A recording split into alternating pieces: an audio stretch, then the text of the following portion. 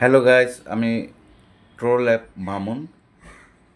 অনেক দিন পর ভিডিও দিতেছি, মাঝখানে অনেক দিন দেওয়া হয়নি।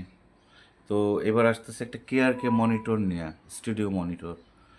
এটা পাওয়ার লাইন দেওয়া আছে, দেওয়ার পর এই লেখাটা, এই বাতিটা জ্বলে, কিন্তু কোনো সাউন্ড নাই। তো এটা অলরেডি আমি স্ক্রু পিছন সাইডটা খুলছি।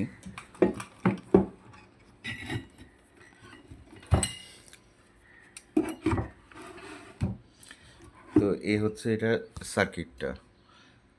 তো এটার প্রবলেম যেটা আমি মনে করতেছি সেটা হলো আহ, এটা একটা মিউটিং ফাংশন থাকে, এটা আইসি থেকে করে।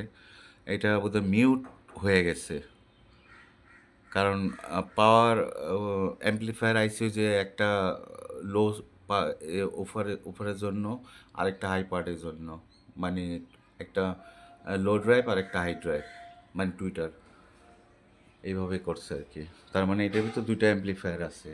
তো এটা যেহেতু শর্ট সার্কিট দেখাইতেছে না, তার মানে এটার পাওয়ার এসি ঠিক আছে। আর যে ড্রাইভগুলি আছে যেসব সেকশন, হয়তো ওগুলিতে প্রবলেম।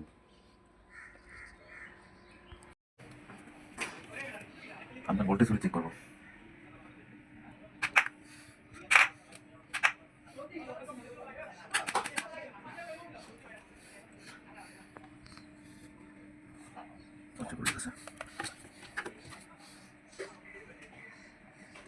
নেগেটিভ ভোল্টেজ নাই, তার মানে পাওয়ার সাপ্লাই গেলাম।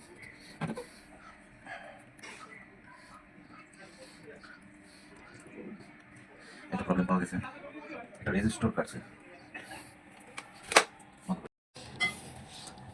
এই সাইডে মাইনাস ভোল্টেজ নাই, এই সাইডে আছে। এটা একটা ফিজিবল রেজিস্টর। তো এটা আমি শর্ট করে দেখতে পারি যে নেক্সট কী খারাপ হয়েছে, কারণ এই রেজিস্টরটা শুধু শুধু খারাপ হয় না, স্পার্কিং করতেছে প্রচুর।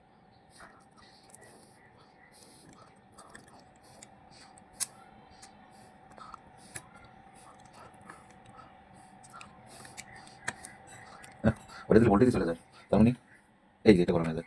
এটা মাইনাস ভোল্টের রেগুলেটর আইসি, মাইনাস ভোল্টের রেগুলেটর আইসি।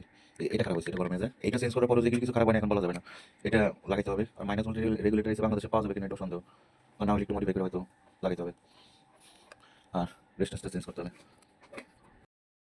এটার কাজ করা হয়েছে যে -12 ভোল্ট +12 ভোল্ট ছিল। তো এটা রেজিস্ট্যান্স এবং রেজিস্টর এবং জেনার ডায়োড দিয়ে আমি এটা ওই ভোল্টেজটা তৈরি করছি আর কি। কারণ যেহেতু এসএমডি যে 12 ভোল্ট এবং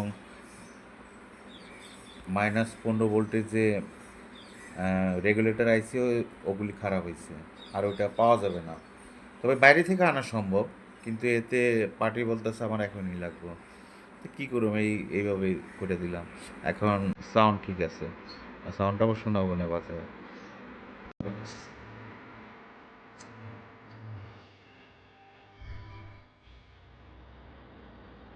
স্পিকারটা ঠিক হয়েছে।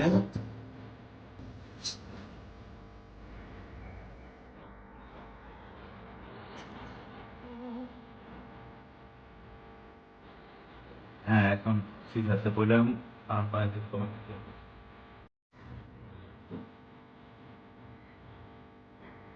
ওকে ওকে ওকে, টাকা